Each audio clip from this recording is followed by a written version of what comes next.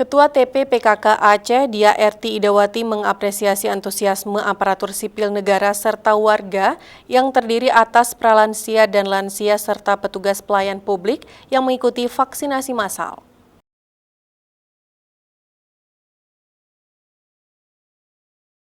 Vaksinasi massal yang diselenggarakan pemerintah Aceh itu berlangsung sejak 3 Juni 2021 lalu dan akan berakhir pada 12 Juni di Banda Aceh Convention Hall.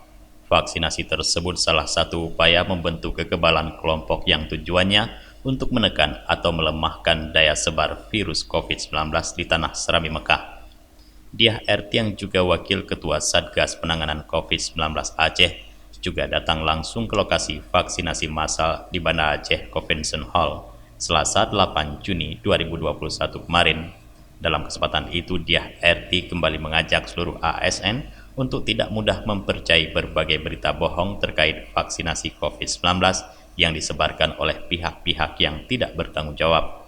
Menurut Dia RT, semakin banyak yang mengikuti vaksinasi maka kekebalan kelompok akan segera terbentuk.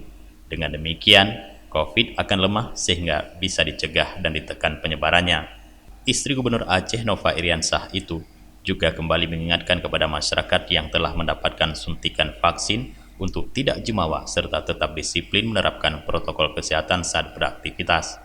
Dalam kunjungan itu, Dia RT juga turut didampingi Kepala Dinas Kesehatan Aceh Dr. Hanif dan Kepala Sekretariat Baitul Mal Aceh Rahmat Raden. Dia pun turut memberikan semangat kepada para tenaga kesehatan yang sedang bertugas. Dari Banda Aceh, Tim Liputan Aceh TV melaporkan.